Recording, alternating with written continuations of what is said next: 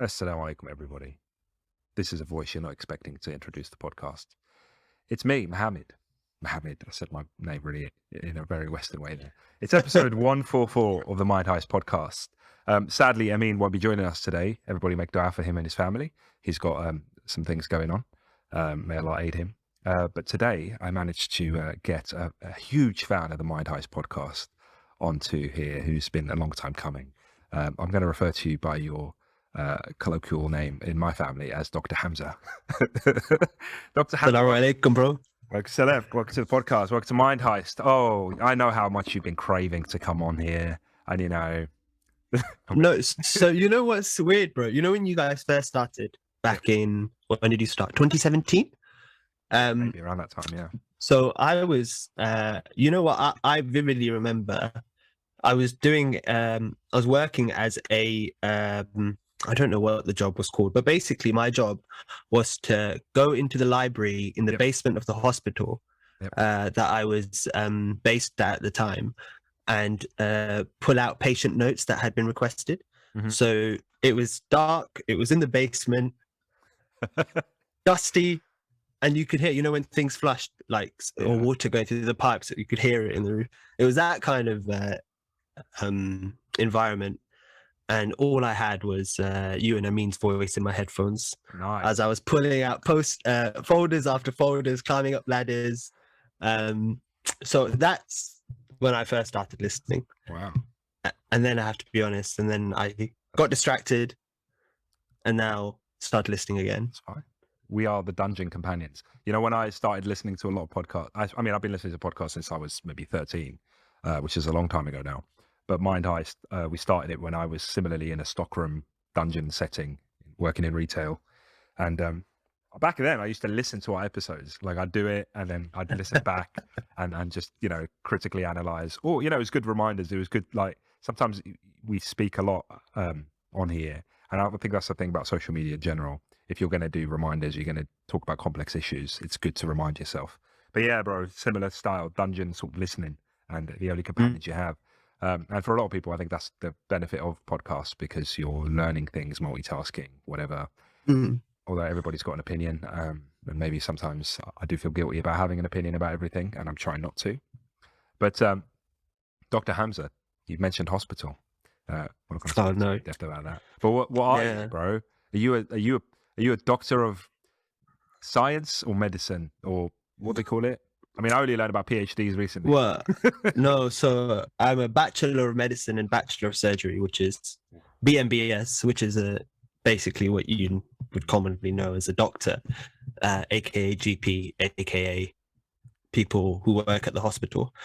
Right. So I'm very junior at the moment. I'm just second year into 2 years into being a doctor. Yep. Graduated not too long ago in, you know, the middle of the COVID pandemic. So I had a Zoom graduation. Nice. We made our you know, mortarboards out of bin bags and cereal boxes. And my my particular graduation actually happened on the One Show on the BBC. Oh, really?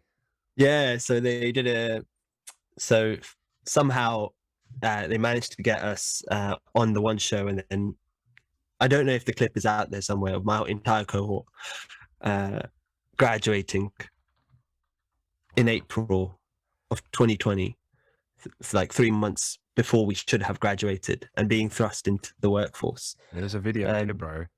Is there? Your doctor's virtual graduate. Oh, no. I'm going to just briefly click on it and mute it. And if you do show up, we might bring it up. I might. I mean, yeah. It's lots of people, and you've got that tiny Zoom box to yourself. So good luck finding me. Oh, how was that though? Was it? I mean, it was nice of them to, you know, get us some recognition like that given the situation. But it's, you know, it messed up lots of. You know, we lost 3 months of our medical school experience, and you know that final 3 months is meant to be someone, in my particular, you know, your best time. You get to go on an elective, you get to practice, you know, go abroad and possibly learn some skills abroad for a few weeks, and also do shadowing of the current new doctors, Yeah. so that when you start work, you're in a good position. But it was slightly different for us, where we got graduated early and then we joined the workforce, and to help boost, the support that was available during the pandemic. Absolutely. Which was also a good experience, and not a unique experience, and it was a unique experience in itself. And thankfully, I think the pandemic didn't turn out to be as bad as we all expected it to, or we were worried it might be, because I think initially there was a lot of worrying about, we were making all these massive hospitals, and and they were like, we might have to dump people's bodies because we might not be able to give them burials and things. So there's a lot of worrying at the time, and whilst it's been a horrible experience for a lot of us, it's not been as bad as the worst case scenario. So there's that silver lining. And I think naturally, like, I mean, at least in my role at work, we always have to prepare for the worst regardless. I think, the government is the government, and we're not going to comment on their decisions, but those that are serving the people, we're in an industry or in an organization that has to provide care and support and whatever for people, protect people. We always have to, plan for the worst, I suppose. I know at my work, like, despite whatever the government would say in terms of regulations, or if they're going to ease something, we've been wearing masks and we've never taken them off. Like, we've been social distancing and we've never taken them off, because I guess they want to play their cards right, just in case someone gets it wrong, right? But you brought up COVID. I don't know about your particular line of work, but is that something that you've dealt with a lot? Were you in the COVID wards a lot and stuff like that, or? Yeah, I mean, everybody's dealt with it. I think anybody who's worked what's called a medical job, because the career is split into different specialties, and anybody who's worked in medical specialty has probably come across COVID, and everybody else as well. People working in surgery or working in psychiatry have all been impacted by it too. And you see everything, some of the asymptomatic people who come in and they're okay, and everybody gets a swab, a COVID test when they first come in to hospital, and then you pick up, oh, this person has COVID, but they're completely okay with it. They're completely asymptomatic. And then you have the other end of the spectrum, people requiring lots of oxygen and requiring support breathing. So I've seen a bit of everything. Right. I think I'm quite lucky in the sense that when I started working in COVID, we had a little bit more available in terms of treatment or things that we had in our arsenal. So I've been lucky enough not to see people recover from it, even the sickest people. And I've not worked in ITU, so I've not seen the sickest of the sickest. But that's been my personal experience. But it's still very scary, when you see people tiring from breathing, and you see people, struggling to get a breath, which is, I don't know, you don't even think about breathing and, maintaining your oxygen levels, and you're okay. And then you see people who are on 15 liters of oxygen a minute, some people who are more, and they're still struggling to maintain their oxygen levels to a safe level. It's quite eye-opening, and it's quite scary.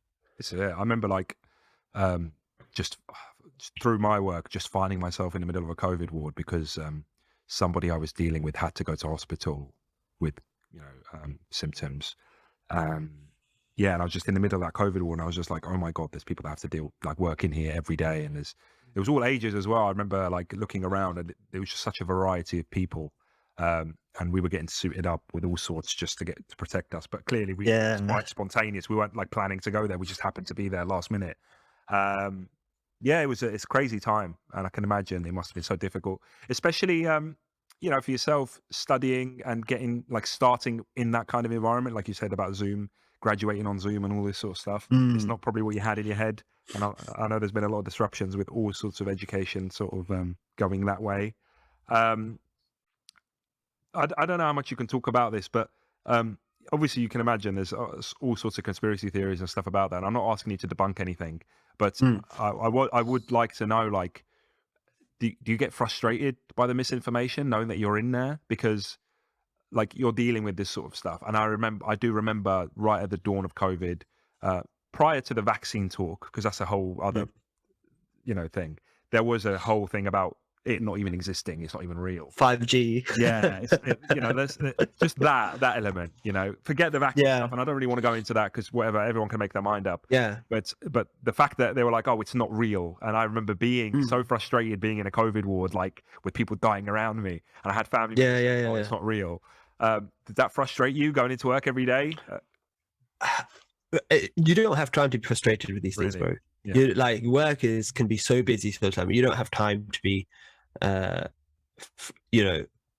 waste your emotions or your emotional capacity being frustrated by these things, because you need that emotional capacity for everything else you're doing at work. So personally, my way of dealing with it has been to not pay attention or not pay any mind to it. That's been my personal way of dealing with it. Initially, it was frustrating.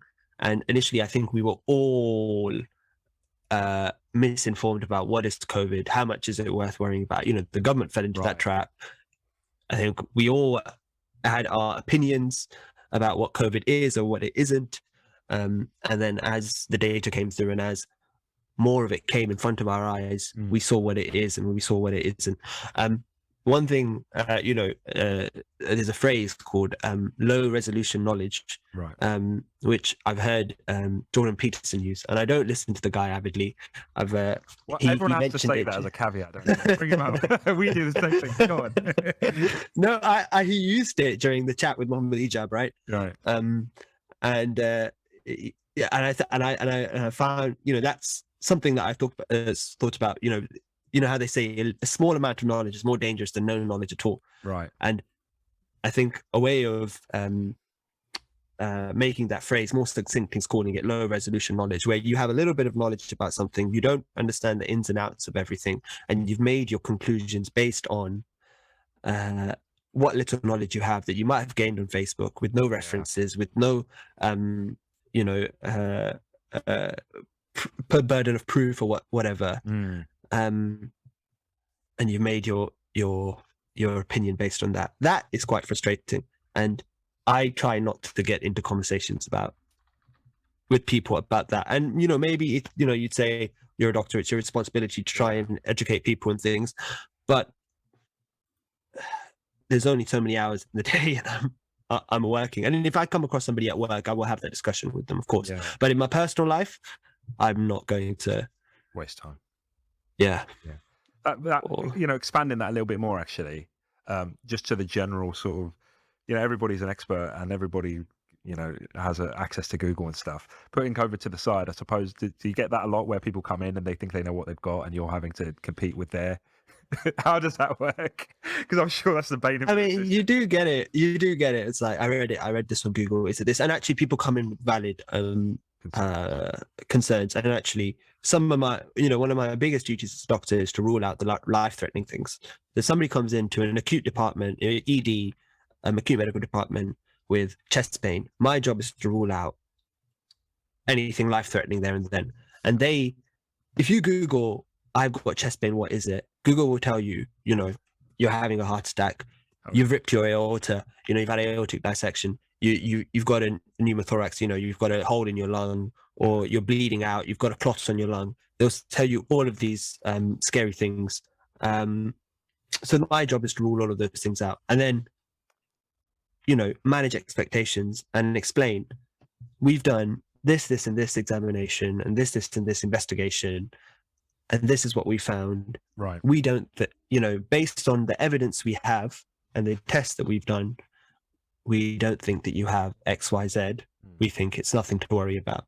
You've had about a chest pain, but it's nothing life-threatening, and it's quite possibly a one-off instance. And that's often, and that can be frustrating, because you might come in with the worst chest pain you've ever had, and the doctor tells you, oh, it was nothing. But for you, it's the worst chest pain you've ever had. Absolutely. Yeah. But we've run our tests and we've done everything to rule out anything life-threatening. Right. And that's what we can do for you. And we're not always, so things go wrong, we're not always right, but that's what we can do for you. Yeah. So what I try and do is have that discussion, and I try to communicate with patients and explain to them what we're worried about, ask them what they're worried about. So there's something called ICE, that when you speak to patients, we get taught at medical school to ICE them, which means which stands for ideas, concerns, and expectations. Yeah. So ask the patient about what are their ideas about what's going on, what are their concerns, and what are their expectations. Why have they come to hospital? And I think we can use that in all of our walks of our life, actually. I think it's great to use. If you're having a particularly conflictual discussion with somebody, this discussion is emotionally charged, try and ice, think about their ideas, think about their concerns, think about what their expectations are.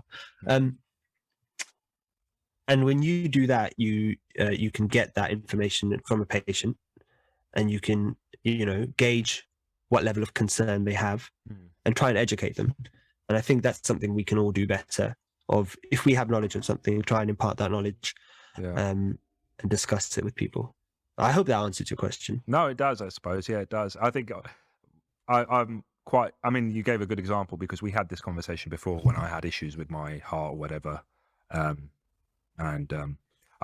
my go-to guy. There's a thing with guys in my family where they just don't bother going to the doctor.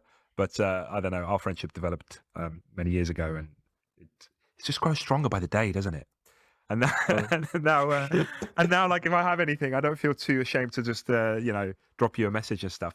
But that's another thing. I'm sure you did mention before that you don't mind that, and I think you said something along the lines of, what's the point of me doing this job or this career if I'm not going to benefit the people around me, right? And I think that was a really cool thing to have, because sometimes it does come up in conversation. Me and my wife might be discussing something, and I'll be like, "Oh, don't worry, I'll just message Hamza and I'll see." And then she'd be like, "Oh, leave me alone. You always mention him." But who else, man? Who else have I got? And I think go on. There is a caveat to it where, like, I only have the knowledge that you're telling me, so I will not. I have a short tether to say, go and speak to your doctor. Yeah, of course. I'll go to any, because a lot of responsibility, man, and it's scary. I can imagine. Yeah. Like, so my bottom line will always be, go speak to your own doctor. I think that's what happened last time, wasn't it? It's just like, I think you should call the hospital. And the ambulance came over, and I was like, it was quite late at night. My wife came over, she goes, "What's going on?" And I was like, "Dr. Hamza said." She called the paramedics. So I went to hospital that night, and I was there, bro. I kid you not. It was like 11 o'clock when they came at night, and I left at 7 in the morning. I was just sitting. And they were like, "Yeah, it's fine. Yeah, you're chilling. It's fine." They were like, "Yeah, they did their checks. I'm still waiting for a referral. It's been a long time. I forgot to chase it up. But hey, I'm still here, and I wasn't going to die that night." But yeah, I suppose with the advent of all these sort of monitoring, the Apple Watch that I've got on my wrist and all this sort of extra technology and stuff like that, a lot of it does fall into people's own hands, and then it's what they do with that information, whether it's a believe it or not. So I suppose it is a challenge trying to battle sometimes. But that's the thing, bro. Like it is the thing. You're not an expert, and I think we all need to be careful and mindful of falling into the pitfall of, reminding ourselves that we're not the expert, or reminding ourselves that XYZ isn't the expert, and go and speak to an expert, because that's a relatable example is when you're seeking Islamic knowledge, right? Yeah. They say, don't get your knowledge from anyone and anywhere. Speak to an expert, speak to a sheikh, speak to an alim. It's the same thing with all walks of life. You're not going to get your if you need a lawyer, you're not going to speak to XYZ person. You're going to go and speak to a lawyer. So why is it different when it comes to health? Yeah, of course. Why is it different? Or anything else. If you need an electrician, you're not going to open up your fuse box and try and fix your electricity yourself. You're going to call an electrician. Yeah, absolutely. It's that it's that YouTube tutorial knowledge now, isn't it? You can this achieve is anything. The thing.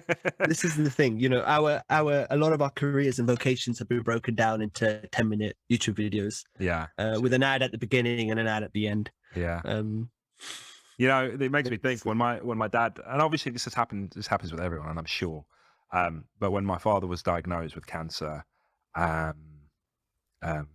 felt like everyone in the world was just messaging me. An expert, yeah. Oh, I know someone who did this, someone who did that. And turmeric was a big one, but there was also some other exotic plants and seeds and varieties. And I appreciate it and I understand that. And I suppose, in all honesty, cancer was a big thing that, I knew existed, And although I do play those mental games of like, oh, imagine if this happened to me, or imagine if this happened to me. Like I like to test myself with the the imaginary sometimes. Cancer wasn't something I ever considered. I think because I couldn't know or didn't know anybody in my family that had ever had it. So it was a very far-fetched Western disease for me, or you know what I mean? Like it was so separated from my family. So when when he was diagnosed a couple of years ago now, yeah, I was just like very in the dark, and that's when I started looking at statistics and started looking at all sorts of stuff. I know we've had some conversations, but once again, it's interesting because people make their predictions and stuff. I think there was like a talk of like 3 months to live sort of scenario going around, which turned into, alhamdulillah, 2 years. Although, as you already know, my dad's situation's really deteriorated now. But at the end of the day, I think ultimately it does show, and I'm sure you would agree, a lot of this is with Allah subhanahu wa ta'ala. And one thing I did want to ask you, and I don't know if you've ever seen anything like this, but like, has there ever been something so like, almost borderline miraculous that you've come across, or something that you knew that it was just Allah subhanahu wa ta'ala clearly behind this, or anything like that? Because one thing I was curious of, you make dua for Allah to grant your, like I make dua for Allah to grant my father shifa. I still do, I still think that's possible. I'm kind of content and accepting either way now. I'm at that point where it's like, if he was to pass, alhamdulillah, if he was to be, but I don't want to stop making dua for his shifa, because I think that's still possible, right? But looking at him, I'm like, I wonder if anyone's ever come back from this point, I think as Muslims, it's important to not be hopeless, isn't it? Yeah. Hopelessness is a sin in itself. Yeah. So you can't be hopeless. And, it was the same when, about my mum when she was unwell, even to the very, there's your realistic expectate, there's your, you get split, right? There's your duty to not become hopeless, but then there's your duty of what's in front of you. And let's be realistic here. This, I'm probably not explaining this in the right way, but there's what's in front of you, and where you think from what you've seen where things are headed, and then there's let's not be hopeless. Let's try and keep making dua. Let's have our faith.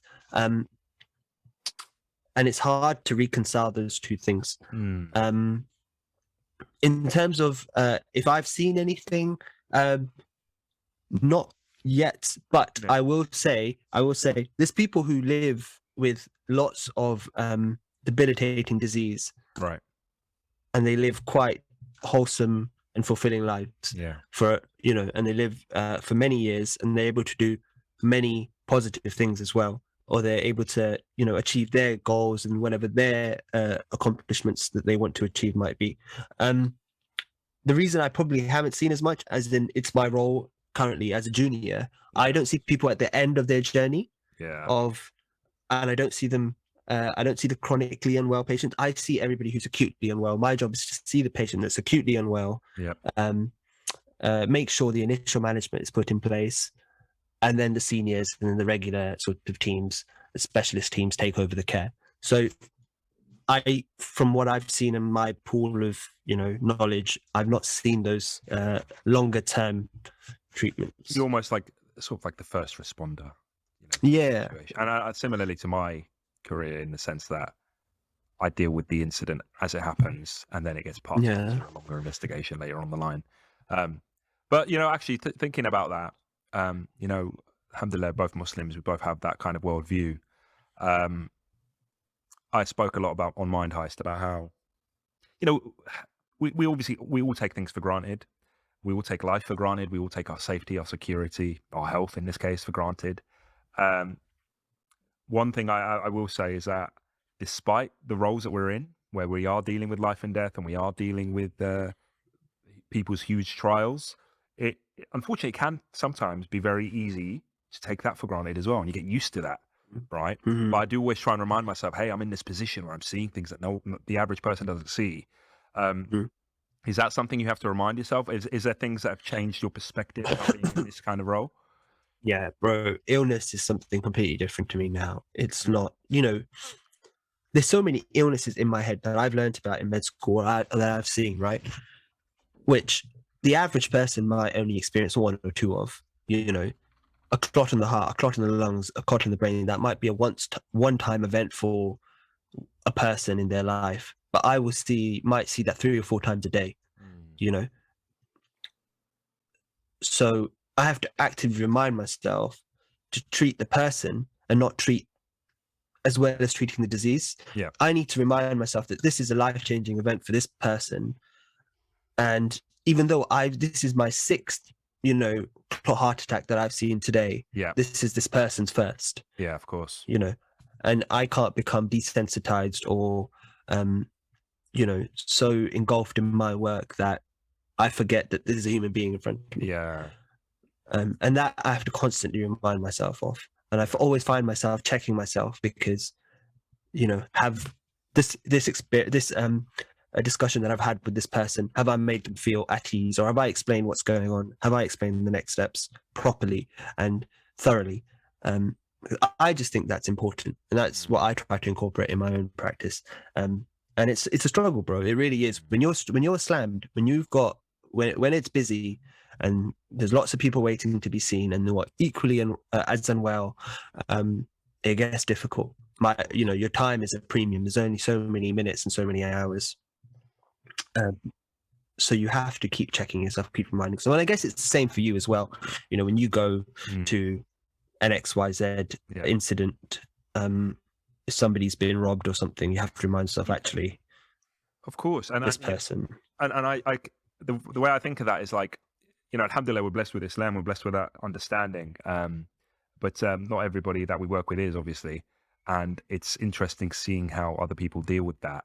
And there are people that clearly do get desensitized, and it's a shame because there isn't anything to really remind them, like our deen is. I can always say, subhanAllah, Allah's put me in this position to see this thing, and to, everything's a reminder, everything is a sign. There's signs in everything, and that's the way I look at it. And there will be times where you just forget there are these signs, and you have to step back and go, subhanAllah, look at this person's situation. Like, they're living in the lowest of the low. And you learned about their history, you learned about where they've come from, and you're like, subhanAllah, that could have been me. My life could fall apart like that. I need to, thank Allah and stuff. But then you work with a lot of non-Muslims, you work with a lot of people that just deal with things differently, and there's a lot of dark humor, and there's a lot of, making things redundant and whatever. And it is a shame.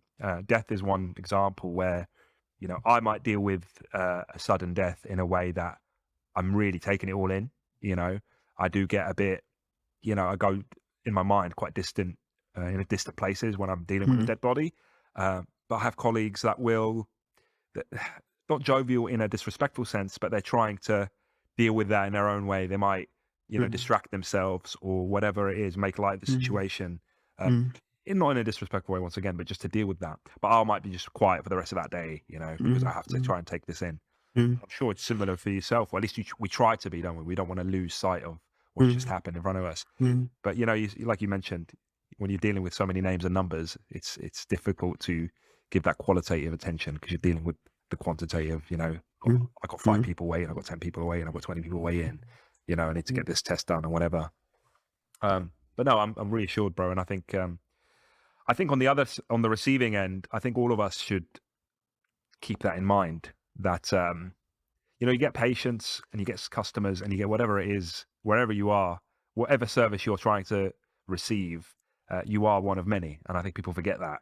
And in the same way that, like, I could go to hospital and I'll be waiting, like I said earlier, waiting all that time. I never lose my cool. I honestly don't. And I'm conscious of that because I know the pressure that everyone's under. And I always think of it like, I should think myself blessed that this is here, count my blessings in this regard. Because everybody here is thinking of me. And just, you lose, you see it online, you see those viral videos of people just losing themselves in anger and rage and shouting at people that are just trying to do their best. And it doesn't do anyone any favors. And I think we should always keep that in mind that, hey, if the roles were reversed, you're probably working your butt off as well, trying to do something for someone. Bro, that leads me to something, that's really, really affects me. And I think it's something that drains me whenever I have a conversation with somebody, or if I have a interaction with somebody. And I when I see it out and about in the world as well, it has an impact on me. It's selfishness. And I you notice it, for example, when you're driving, you'll get selfish drivers who are just, you know, they'll cut you off, or you know, they'll be quite aggressive on the road, Yeah. and you just think to yourself, whatever.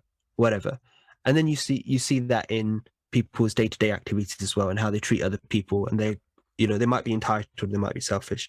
That is something that really, it emotionally drains me Right. when I see what we don't have, because we don't have to be selfish. We can be, you know, we can give, and we can think about others. And I think as a collective, I just wish we did that more. We Yeah. thought about others, and we took, you know, half a second to think about the next person's day. What are they going through? Yeah. And I guess I have that reminder at my work a lot. So, you know, it's closer to me than it might be to other people.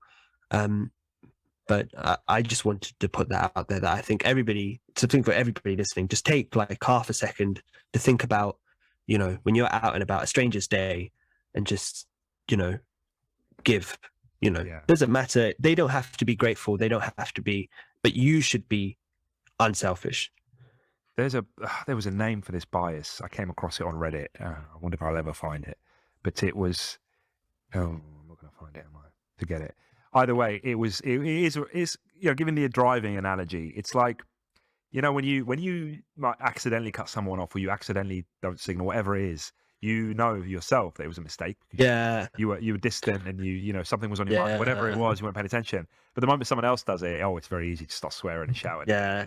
Right. Yeah. You don't know what they've been going through. And that happened to me the other day. Like, I was definitely like, I was a million miles away thinking about my dad and thinking about all sorts of stuff. Mm. And then I can't remember what I did. Something in the car, and someone shouted at me. And then I just had that thought, like, oh, this is it. Like, this is what people go through. This is why people make mistakes on the road. And then when it was the other way around, I just had that thought. I was like, you know what? Maybe their dad died today or something. Do you know what I mean? Something really, I don't know. There's no need to kick off. It's a minor, you know? And you'll be happier. You'll be happier if you think like that. It's changing the way you think, you know, instead of getting emotionally charged and being like, this guy, man, X, Y, Z, X, Y, just be like, whatever, like, give them an inch. And I think it's great. I think it just makes you happier. You'll have a better day because you're not spending your time emotionally charged. Yeah. This is it. And, you know, it just shows you how much control someone else will have over you and your emotions if you're allowing them to upset you. You're giving them that power to kind of, you know, destroy you emotionally and stuff. Yeah. And it's just, don't be selfish, man. Just try not to be selfish. It's really important to me. I don't know. It really grinds my gears when I see it. I don't like to always say that, you know, there's plenty of non-Muslims that aren't selfish and do think of others. Yeah. But it definitely does help that to know that everything that you do is going to be weighed, right? And in situation, you know what? I let it slide. Alhamdulillah. May Allah reward me for letting it slide, kind of thing. That kind of thing, right? And that is always a motivator, and that's always like the carrot in front of me that I'm chasing as the donkey that I am. And it's a motivator, bro. And I think maybe for other people they might not have that, and I think it's just really difficult for me to go back and think about how I wasn't before when I wasn't practicing, I wasn't too concerned. And I'd like to think what motivated me to be a good person then. You know, but now it's like Islam came and changed my entire worldview. And it's hard to think what life would be like without it, and how is there good without it? It's really hard to think. Yeah, it's hard for me as well, actually, because you speak to some people, you know, who are of no faith, and they'll say, "Oh," and I'm like, so for me, if I'm good, all of it revolves around being a Muslim, right? My that's where my goodness, I guess, comes from. And you ask them, and they're like, "Oh, I'm just good." You know, so what does being good mean, you know, to you? What are your parameters, sort of thing? It's quite interesting to explore, and you can dig down a rabbit hole. Yeah, of course. Of course, it's like, why do people do nice things for it? And then sometimes what does make me ashamed is when I see someone who's clearly not Muslim doing better than me at something, and it's like, oh, dude, like, I need to get like you, or you know what I mean? Like, and it's just like, where do they get the motivation? And maybe that is something with us. Allah knows best, but and that's the thing, you know, for me, it's in my career. I see that again. I don't want to make this entire episode about career or whatever. When I see somebody with more knowledge or somebody more experienced, and I see the way they talk to somebody, or I see the way they, diagnose something, or Yep. the amount of knowledge they have. And I'm just like, man, I need to be that good. I see it as a personal responsibility, and I make it a burden upon myself to, have all of that knowledge, be able to have that sort of bedside manner, and be softly spoken. And Okay, Suleiman, I'm doing a podcast now. Got a bit of interruption.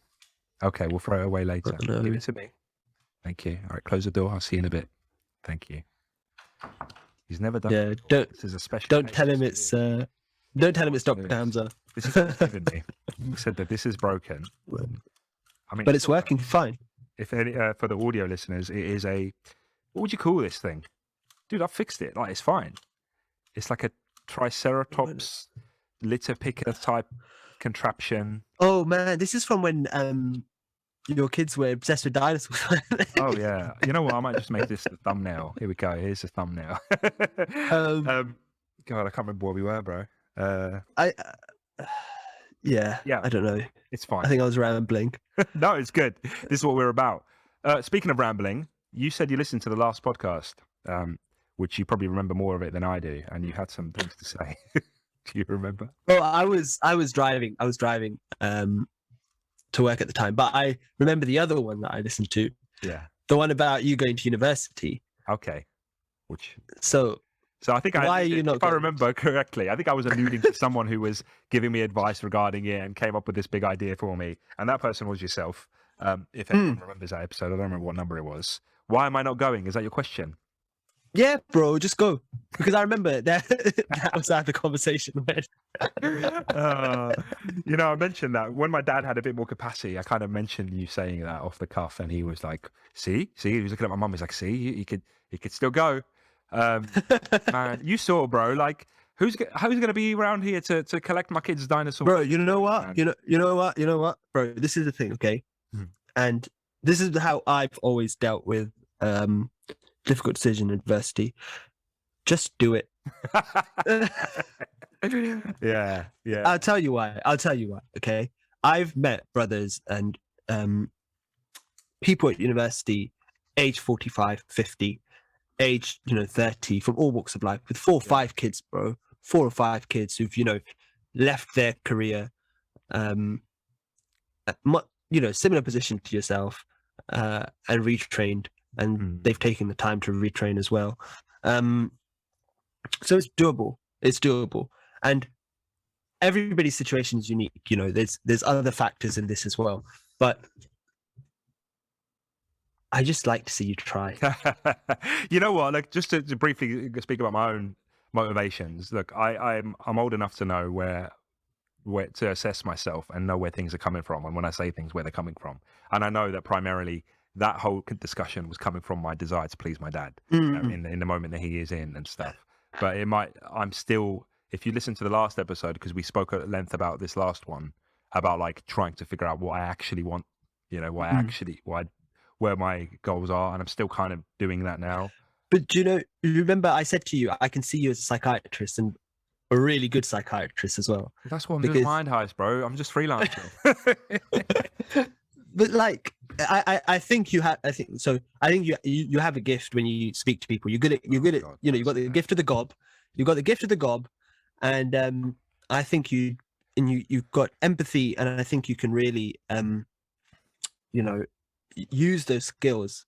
You're making me blush, Hamza. Beneficially in the field of psychiatry, and psychiatry might not be something that interests you at all. But I don't know. I have a dream to see you in psychiatrist one day, too. And that's it. Speaking of that, mental health issues are quite a big topic. We always come back to it. I've had my fair share of dealings with individuals that do suffer from mental health. I've pulled people off the edge of cliffs. I've unfortunately seen people jump off cliffs. I've spoken about that quite a lot, my eyes, and I know I live near cliffs, so it's quite a common location. It's not just specifically cliffs that I go and deal with. But, I was very surprised. That was a huge one for me when I got into this kind of organization about 4 or 5 years ago. The amount of sort of mental health calls, the amount of mental health incidents that we're dealing with. I think it was unbeknownst to me how huge of a scale it seemed to be. And it's not just mental health isolated. It's mental health influencing other things happening as well, whether that's crime or whether that's other issues with relationships and stuff. You said you would deal obviously with acute situation. Is mental health part of that? Like, do you initially, or is that a mental health assessment made by other sort of experts? So it depends, So if you have somebody who's come in, who's harmed themselves to a point where they've got a life-threatening situation going on, or they've taken an overdose of XYZ, or they've cut XYZ artery, your job becomes to help them detox if they're taking an overdose, or give them antidote, or monitor them medically, whatever, or surgically repair whatever damage that's been done.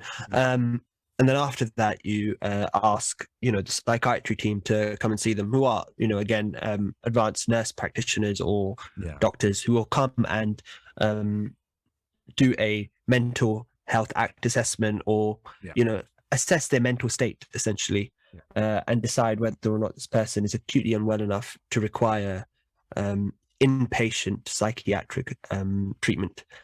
And they have their parameters and things for it as well. And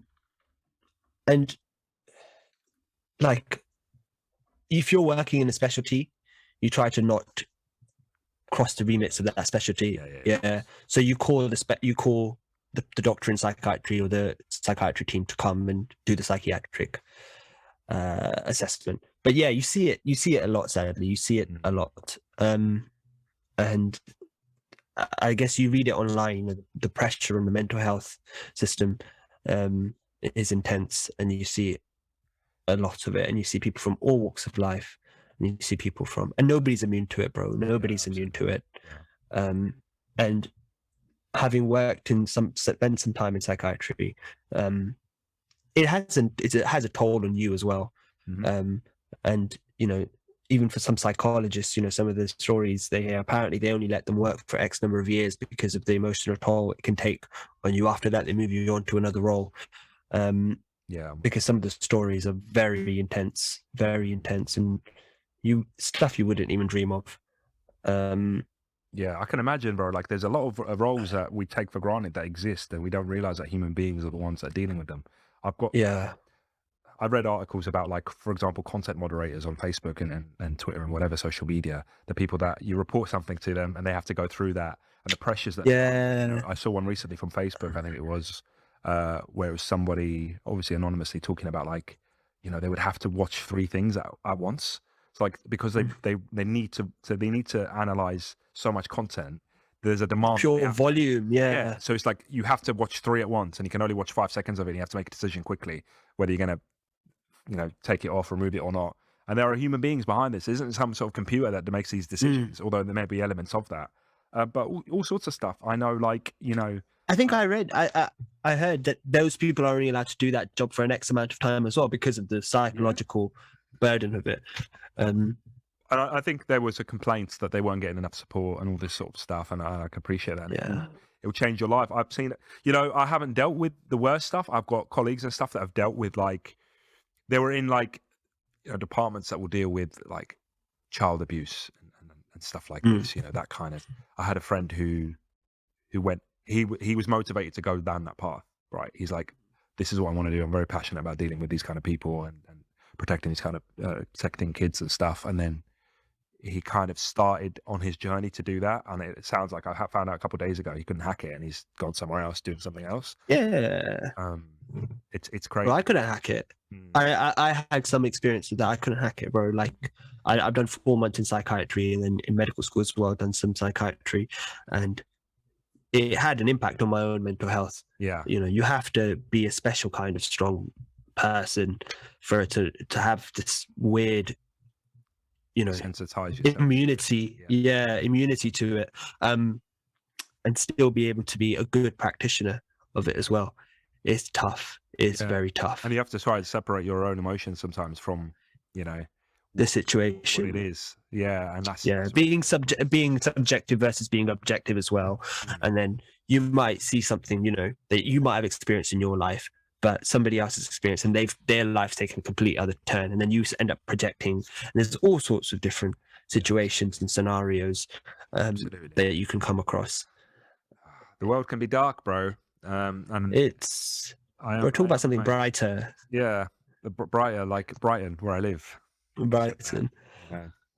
There was talk once of you moving here, but now it doesn't look like it's on the cards. Now you're going even further away from us. To brighter places. No, it's just for an experience. Just for an experience. Inshallah, bro. Yeah. And is that all you had to say about my plans? Was there anything else? No. I think and then you guys were talking about the education system and stuff. So let me explain to you, because I think there was a bit of misinformation there as well. Okay, please. Because so is that me or you? It might have been me. I think the dinosaur hit something. But continue. I can hear a button being pressed. Oh, that's me. Never mind. Oh, right. I've got a Bluetooth keyboard and I clicked something. All I could hear was the key pressing. So anyway, so medicine. Right. So there's a few ways into it. Okay, and this is for anybody who's interested in getting into medicine as well. So if you're at college, there's two streams for you. Okay, there's foundation year medicine, which is a 6-year course, or there's undergraduate medicine. Right. Foundation year medicine, you can get in if you go to like an underachieving school or something, and you meet this criteria, and they sort of cater the admission requirements to you and your school. Okay. And then undergraduate is 5 years, and that's the typical straight A student you have to be to get in, right? After that, so those are the first two ways. After that, there's graduate entry medicine, right? That's 4 years. And you can get into different universities of different requirements. Some universities don't require a medical degree at all, or a science degree at all.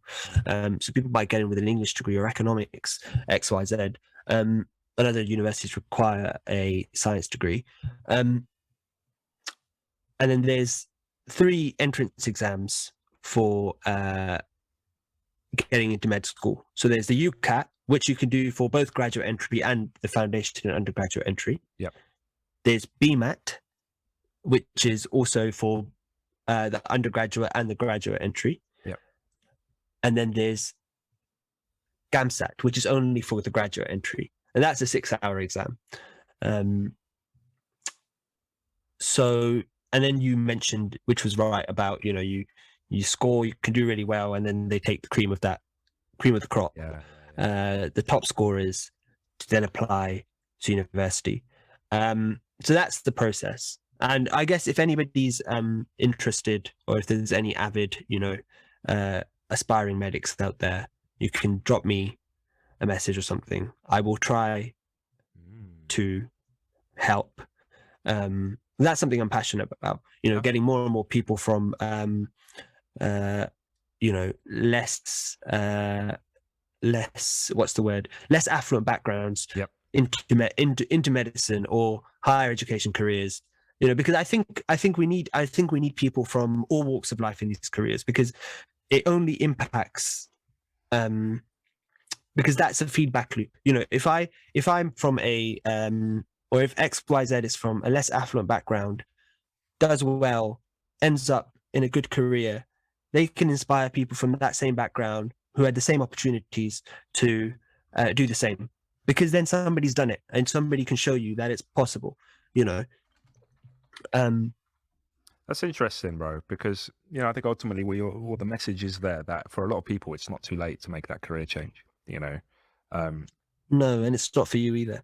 That's a different story for another day. But no, it's interesting because, traditionally, like we might have made that mistake on the last episode speaking about education, how like, you get to the point of no return and you kind of, okay, these are the cards you dealt with and where do you go from here kind of thing, making the most out of that situation. But there are a lot of people that listen, bro, and we do say that hindsight is 20/20, and I was thinking this earlier, but obviously everyone thinks about, if I only went back and I could do this and that. But for a lot of people, there is that opportunity to still do so, and to do something that they might have thought was impossible in that sense. And medicine is a good example, or getting into medicine in one of the various fields there are. I am that is news to me, the foundational sort of thing. We did mention, I think, last episode, something along those lines, about how there are these setups. But do you think, I remember once you spoke about goalposts to me and how they change those all the time. Do you think this is something they'll just keep changing in the future. That doesn't change as much. That other stuff later on is just, that's not in our remit, and there's nothing you can do about that. That's just, yeah. Let's not get me emotional charged up. No. Listen, things that alhamdulillah, you got doors opening up, bro. And I did say this to you before about doors opening up when you least expect it. But no, it's good that you've got that passion in you to help others, bro. That might be considering it, and I'll put your after we stop recording, I'll get your whatever you want in terms of people to contact you on, and we'll put that in the description, inshallah.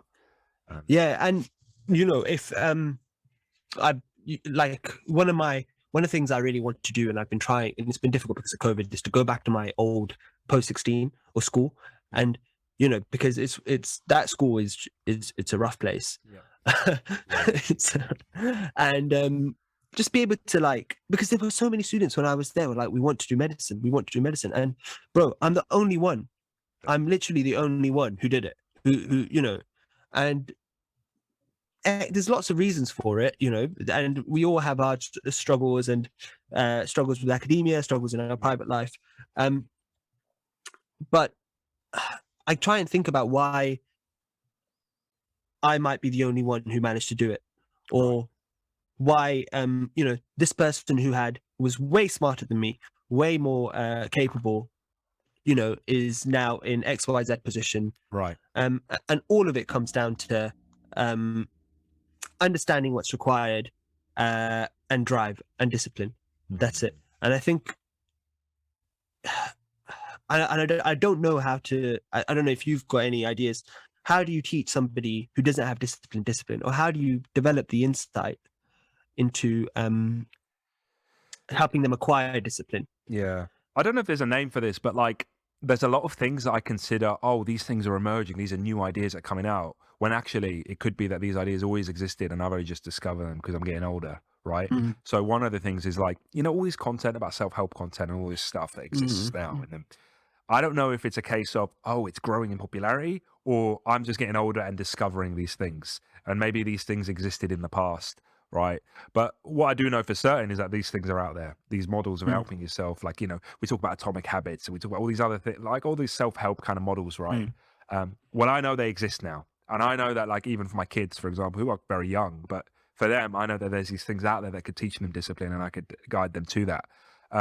One of the things we spoke about is hindsight. I know that when I did an extra year at college to try and get into a better university, that was the best year I'd ever done of education. Because the distractions that were there before weren't there anymore. A lot of my peer group had already gone to uni or wherever they'd ended up. Suddenly I was with younger people, but I didn't really care too much about them. And all I had was the education, right? So it's okay, I knew that was my distraction. It doesn't exist. Look at me studying. I'm doing very well. Top of my class and certain things, right? And it's also I always say to my mum, I think my issue with education, I might have mentioned this last time, was how, everybody is kind of grouped and banded together and thrown into the arena, right? Because of certain circumstances, I went to study in Tunisia. So I redid a couple of years in Tunisia, came back straight into year 5. I basically missed out possibly year 2, 3, and 4 here, or maybe year 3 and 4 in the UK. So when I came back here, it was always I was playing catch up. Maths was always an issue. I was always struggling with that. English wasn't so much because I was still reading a lot of stuff while I was abroad. I was still playing loads of video games, which, funnily enough, you have to read stuff. And I don't know if anyone, that dawns upon anyone. But reading is a big element of old games that didn't have voice acting and all this stuff. So, I was confident with those kind of things. And that's probably why I felt like those were my strong elements. But because of that, I was 10 years old. I'm with a lot of other 10-year-olds, but maybe I was at an 8-year-old's level of understanding certain things, and it was always a catch-up game. But ultimately what I'm saying is the thought now that when you're older and yes, you've got more responsibilities for certain people. There's people that are my age that don't have responsibilities, that are still living. And I'm not saying that's a bad thing. I'm saying that's a good opportunity to take advantage of that. You can now look back and say, what is it that I do want to do? Actually, let me put my mind to something now. You're going to have that kind of mental maturity to go into a place now. If I was to go back to university now, for example, I know I wouldn't be socializing with anybody more than I need to, and especially when I was at university, I didn't socialize. I didn't go and see people. I started practicing by that time. And when you first start practicing, it's very like it's almost militant. You've got that kind of zeal, bro. So it's like I'm befriending these people just so we can help each other with it. And then once it's clock off season, I'm out. If it's holiday, I'm out. I definitely treated university like a school. I would go and come back. I wouldn't stay more than I needed to, right? So it's about that kind of maturity and thinking like, what is your purpose for being in this place? When you're a kid, everybody's going to school. So because of that, you're just there to socialize mostly. When you go back and you're making that conscious decision to do so, it's a different story. You're right, actually. I think that's the thing. When you're doing GCSEs and A-levels, but the last 10 years from 2009 to 2020, I did exams every winter, every summer, bro. That's all I knew. Exams. Yeah. Every winter, for like a decade, bro. Yeah. And there were parts of it where I was like, especially during A-levels, because A-levels are so like they're a marathon. Yeah. So you're stuck thinking, when will this end? Like, I don't see any end to this. So, and that's what I struggled with the most during A-levels. And that is what, it caused, had a negative impact on my studies. And there was, my parents would always say, oh, this time is going to pass and, you're going to live with the consequences of it if you don't do well. But it's, as a 17-year-old, as an 18-year-old, it's so hard to have that understanding. Yeah. And I think we have it better now that we're older. We understand time passes and the time spent has consequences. But as a 17, 18-year-old, if there's no one around you who's, of similar ilk or similar thinking and pushing themselves, you're going to fall into that pitfall and trap. And that happened to me.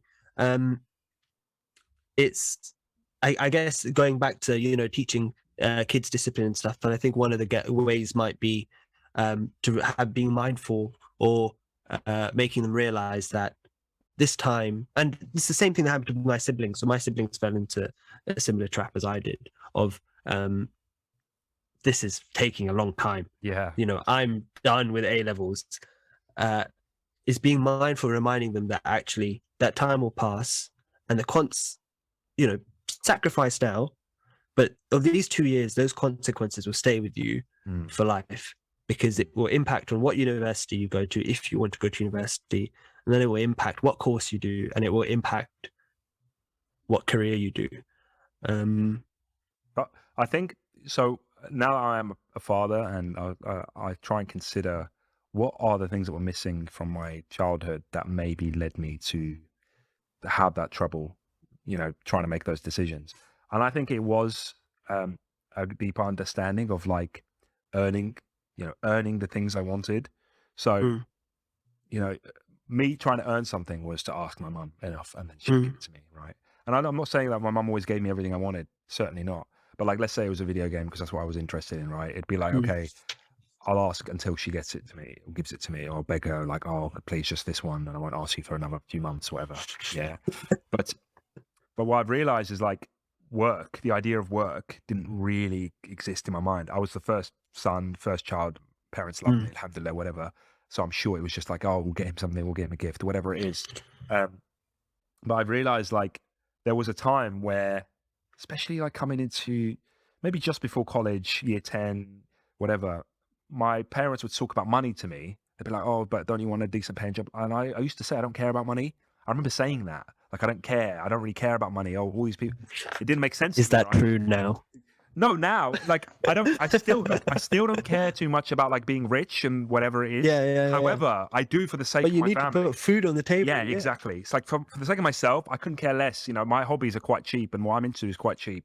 And I'm not, if I don't end up traveling the world, then it doesn't bother me too much. But actually trying to provide for my kids and trying to provide for my family who might need stuff, whatever it is, that's like, top of my list of everything I want. You don't understand that exactly as a 16-year-old, because I remember having this discussion with one of my teachers in class, and this is before, the 2008 financial crash and inflation and all of these things that have really devalued our income. But anyways, I was like, 10 grand after tax is all you need to live, right? Yeah. And he was like, yeah, that's literally all you need. That's enough to pay bills, put food on the table, and pay your rent.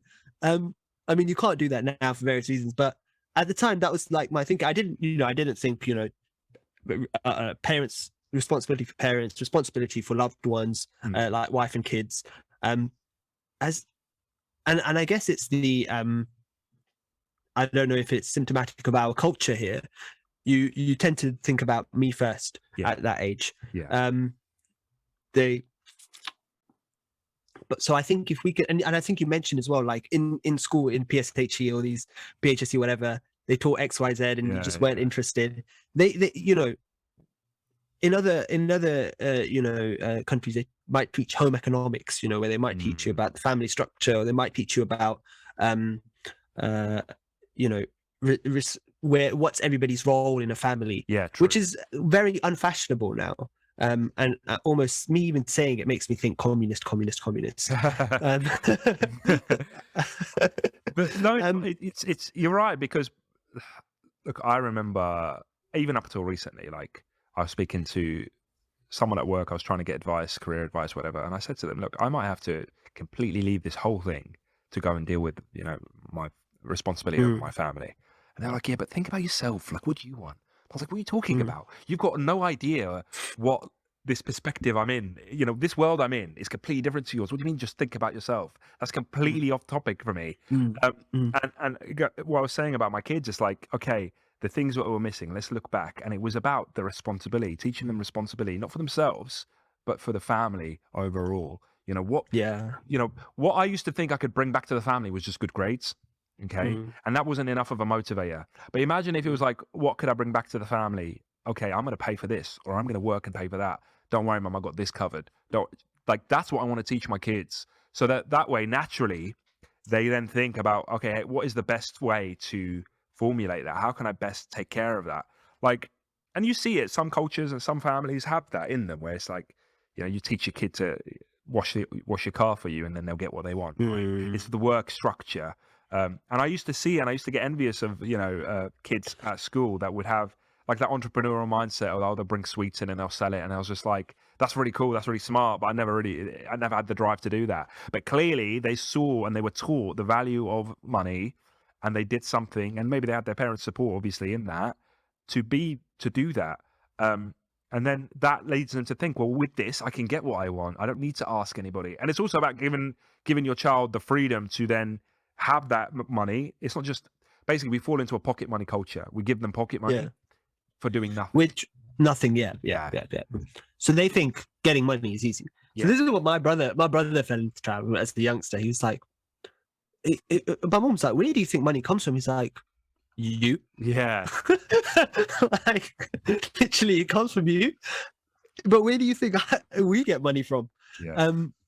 And that's the thing, isn't it? And I think raising kids, you have to teach them about delayed gratification.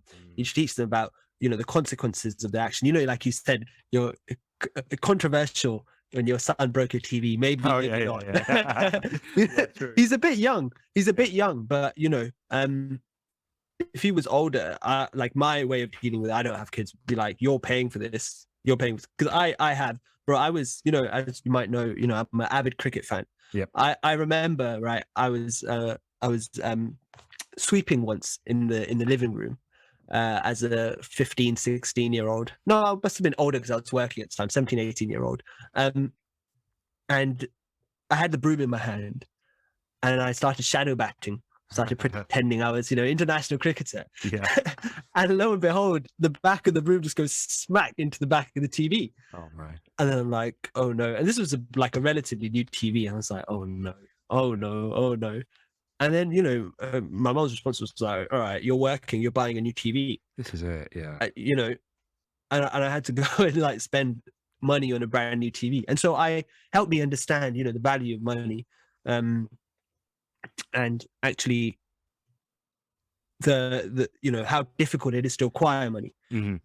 Absolutely, bro. I think that's important. Like, I'm trying to think when responsibility, like being the role of a man in the household, when that really hit home for me. And it was when I started practicing. When I started practicing and learning about Islam and learning about these values that actually they were kind of in there, but never really manifested.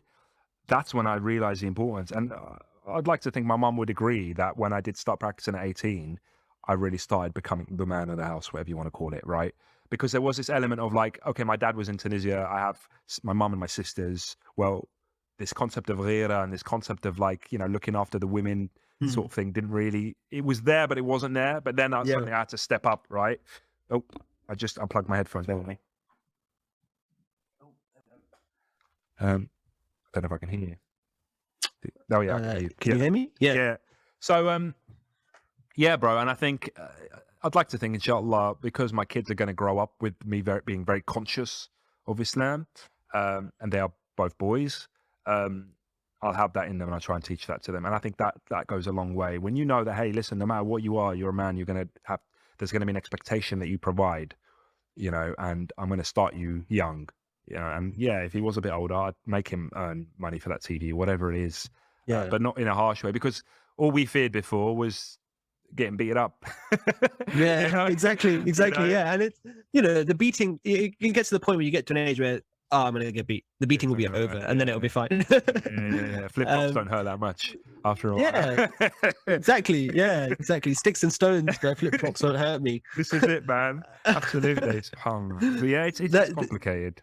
But this is the thing. Like I often, you said about thought experiments and things. Yeah. So I thought experiment myself as what I would be like as a father, and I often find myself, I keep telling myself, though everything I do, I'm just going to end up being like militaristic. Really? I don't like. I admire, like if I admire the military discipline. And I lack it. I completely lack it. I'm not, I struggle with my discipline. Yeah. But I want that in my kids, and I admire it. And in my own personal life, I find when I have structure, and I can base my day around, either prayers and work, and have a complete structure to my day. My mental health is a lot better than on days off where I have done nothing. I will wake up late, and I've noticed that since I've started working. Days where I'm occupied and I'm using my time for good, my mental health is better than on days where I've got free time. But going back to the initial point of what was the initial point? What was I saying? Oh, you took me with you, bro. You took me with you, and now we're too far gone. You spoke about structure and how without it. Structure. Oh yeah, and being a militaristic dad. Yeah, and I want to impart that onto my kids. Of being able to say, you're waking up at X a.m. or this time, and these are the responsibilities for the day. And I had that sort of upbringing to a certain extent. On Sundays, my mom would be like, "Today's Sunday. I expect the kitchen and bathroom and living room to be deep cleaned, and that's your responsibility. It's Sunday. Like if I didn't do that, bro, I would get beats. Like there would be consequences." So I knew that this is my responsibility and this has to happen. And then I started taking pride in my work. Of course. I became that best. Oh, my brother, I've just cleaned, and my brother's come and just left a mug there. And I'm like, what the heck are you doing, man? Yeah. We had that conversation, didn't we? When I leave all the cupboards open, you said you can live with me, bro. Yeah. This is a big difference. But at the end of the day, bro, if we're to compare each other, you have done that thing that maybe my father would have wanted, which is, going through that. And you did mention, maybe you were one of the only that you knew that had actually gone that route, right? Yeah. So there is definitely going to be lessons in your upbringing and the way your parents raised you that are going to contribute to who you are today, no doubt about it. And I think it's about borrowing from each other. But also, speaking about the militaristic thing, you do see these stories of kids that have grown up in some form of militaristic household, and they just have so much animosity to the way they were raised and stuff. So it worries you. You have to, the balance is going to be somewhere in the middle. And how do you do that? That's the difficult thing to conceptualize. And I think at the moment I don't have kids, so I don't have that attachment with them. Right. And so right now my thinking is, if they grew up disciplined as good Muslims, as and they have a steady career, which one of them has to be an international cricketer. Then they can have that animosity, because I will be happy that I've imparted a good life upon them, and then I will rely on my raising and Islam for them to come back and calm down. But it's not the way of doing it. So once I have kids and I have attachment to them, I will obviously. Everybody says you mellow, once you marry and have kids. So maybe my thinking will change and come back in a couple of years' time when Yeah. I have kids and have the discussion again. There's always going to be But- a dichotomy between yourself and your wife and how you manage things. But also, like you mentioned, there is a crutch there. There is a crutch of when they're older, they'll understand. And that's definitely the case for me. You know, I had a lot of issues and conflicts with my father growing up. But now that I'm at the age I'm at, I fully understand like where my father's coming from, where he's still from his perspective. Yeah. I've got younger sisters who maybe aren't at that stage yet. And I can see sometimes they might bubble up and say things that like, oh, why is he doing that? Why is he being that way? And I will completely be like, yo, I'm with dad on this one. I know why he's saying that. You know what I mean? Yeah.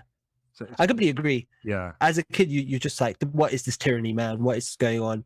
But as you get older and you see things develop and you're like, every penny drops into place. You made me think actually, because when I was younger, I'd say, why are my parents stopping me from doing this? It doesn't make any sense. Bro, right now I've got kids. I will stop them from doing things that don't make any sense just because I kind of feel like I should stop them. So like, it could be something as simple as like, you know, he's playing too much. He's played on his Nintendo Switch for too long, right? And I'll just be like, you know what? Yeah, stop playing that now. And he's like, why? And I'm like, because I said so. And I can't tangibly say why, because he hasn't actually played that much. Like we've got a weekend thing where he'll only play on the weekends. But even on the weekends, like it'll hit the 2-hour mark and I'll be like, all right, put it away. And he's like, no, but it's the weekend. You said, I'm like, no, that's it. I'm exerting my dominance right now. And you know what? Parents are all trying to figure it out as well. And they will stop you from doing things or whatever. And they might not be able to tangibly explain it. But there is something in us that kind of, you know, we think, you know what? This is for the greater good. I'm gonna step in here and stop them from doing it. Yeah, like this is, or is it part of it's like this feels like it's the right thing to do? And then understand one day. Exactly, you know, and, you know, we are. I mean, I definitely consider myself a kid in a Howl's body, bro. I'm my best, but so I've got a question for you. Are you raising your kids how you wish you were raised? I think from an emotional perspective, you know, from like a relationship between me and my son perspective. Yeah. Absolutely. You know, my mother, I will never fault the way my mother raised me. Like, you know, I can't even consider, you know, because I don't think a lot of the things, I think my mum tried her best and that's all I could ever ask for. I had conflicts with my dad, a lot of which weren't his fault. I think it was just the way that we both looked at the world and understood the world, right? Now that I'm older, I still agree with a lot of where my dad was coming from. He reacted with what he was dealt with. He saw a son that didn't necessarily know what he wanted to do. So he came in and said, well, this is what I think you should do, you know? And I think for a lot of things, it wasn't what my dad wanted. It was the way that he would say it, you know? So like, it wasn't that my dad wanted me to do medicine. It was just the way that he approached that discussion. It was like, oh, you know, you're doing it. Yeah, you're doing medicine then. Do this, you know? Or the lack of explaining these routes or whatever it is. Ultimately, but didn't you say, but dad, I want to be a social entrepreneur? Bro, what the hell was that, you know?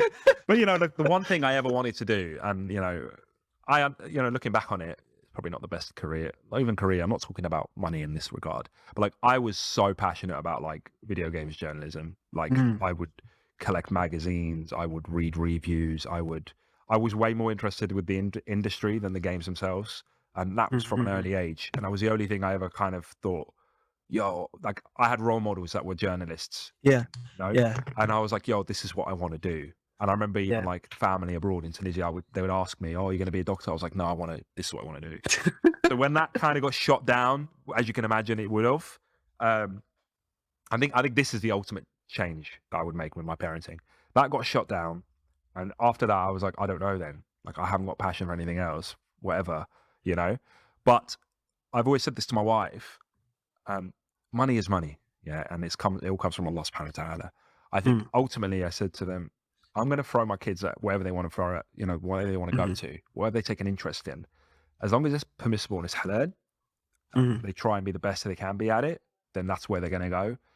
Being a doctor is awesome. You know, medicine is awesome, and I'm not taking. You're already buying them stethoscopes, bro. Well, they've actually got one, bro. Bro, I kid you not. That's what I mean. Up to me, I didn't buy it for him. I think one of the family did. But like, hey, if he wants to do that, I'll encourage him. Hey, sweet, do that. I never had a stethoscope growing up. I didn't know any doctors. They know about you, bro. Like, he spoke to me the other day, you know. So they know that you exist, and that's something they might grow up with, knowing that there's Dr. Hamza out there, and that might be a role model. I wasn't surrounded with that many people, professionals. You know, my parents didn't work in any professional setting. I didn't have any other family that were like, oh, this is my career. This is a big thing, bro. Yeah. So I didn't have any. Yeah, I didn't know This that is that was what was out there. But yeah, go on. What were you thinking about? this was the thing. I didn't have any either. Like I'm the only doctor I know in my family for, you know, orders of relations. Okay, Yeah. like I don't know any lawyers. I don't know anybody who's a professional. Like a tradesman. Everybody's a tradesman. They have a business.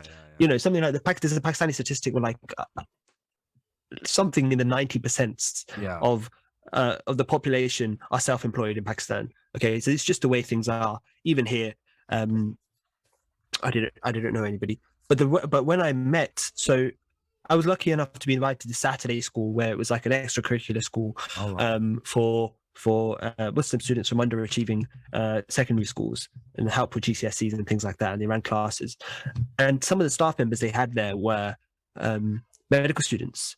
And I was 15, 16 at the time. These medical students were like, they would have been like 21, 22. So they were significantly older. And when you were that age and met somebody 21, you thought they were a full-blown adult. Yeah. So that's where I got to meet professionals, and I watched the way they carried themselves, and I watched the way that they spoke, or you know, their worldview, and tried to, you know, learn and take from them what I could. And that was when I realized, actually, this is in touching distance. Yeah, this is something that's possible. Because if you've not got anybody who can show you a way, or your mind hasn't created a point of relevancy that you can relate to, everything seems impossible, bro. Yeah. Everything. It's weird psychology. I'm trying to think, like, psychology, where people could obtain that if they couldn't. And I do think, actually, in our communities, in the Muslim community, in the masjid, and I think people need to be open, open about, because I struggled, bro. Like, I would approach people as a student, being like, I'm an aspiring doctor, I would like to do medicine.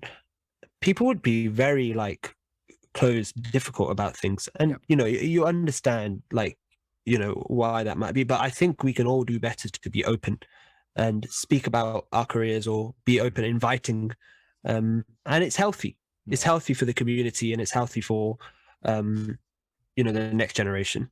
No, you're right, bro. And you know what, on that note, actually, you mentioned earlier about supporting people that might be looking into whether it's transitioning, or whether they're starting new, or whatever it is, whatever stage they're at, into medicine or into these sort of fields. And we'll you know, check for the listeners and viewers. I do forget we're on YouTube.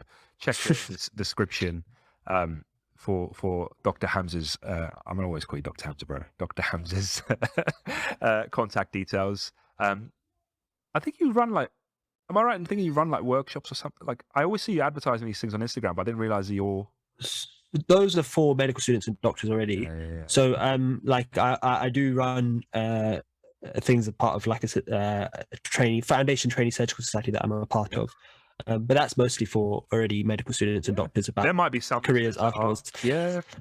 So if you're interested, just just reach out to me, and I can, you know, signpost them in the right direction. But what I want to do, and if there's anybody out there who's interested in helping me set this up, is set up a sort of access to medicine, or something similar for people from less affluent backgrounds, and make it more accessible, more approachable, because it's daunting. It's daunting. Where do you start?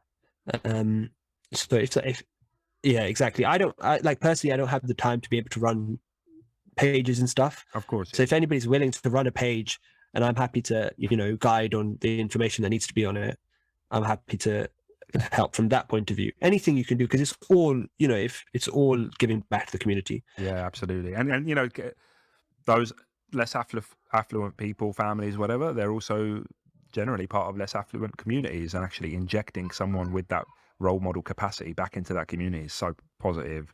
It's just want to show people that it's possible, man, because I didn't go to a private school. This is the thing. I went to a normal post-16 normal school, and it's possible. because I had this discussion with, you know, friends at the time as well. They were like, what else do we do? Like, we don't go to a good school. We don't go to thingy. This is the best. And teachers as well. Teachers would be like, you need a C. That's all you're getting. You need a C. And when I would approach a teacher and say, can I ask about something that's higher level? They're like, Hamza, there's 25 other students in this class who are struggling to get a C. Just because you're above a C doesn't mean, you know, I can give you more time. And then where did you go as a student? So I had to find my own way. And alhamdulillah, you know, I had parents who really pushed me. They were really supportive from that point of view. And other people might turn to tutoring, you know, but I didn't do that either. So you're able to do it all yourself. That's my point. And you just need to know where to look. Sorry, absolutely, bro. I muted myself because my kids are getting rowdy. Yeah, bro. It's been a good episode, bro. And I hope so. No, honestly, I'm actually really happy that you came on. And I know we've been meaning to do this and have a chat. It's always a fear of mine that we're going to dip into too many inside jokes because we talk to each other every day. A lot. Yeah, and the difference between yourself and Ameen is me and Ameen like speak on Mind Heist. Like we never really have too many long conversations. But bro, there's a lot of stuff that I found out and I never really sit and ask you. I know that we have our really long Rocket League conversations, and some of this stuff does pop up. We've avoided anything too controversial, which is always a pleasure. And always, yeah, Rocket League is always a little bit more controversial, isn't it? No, absolutely.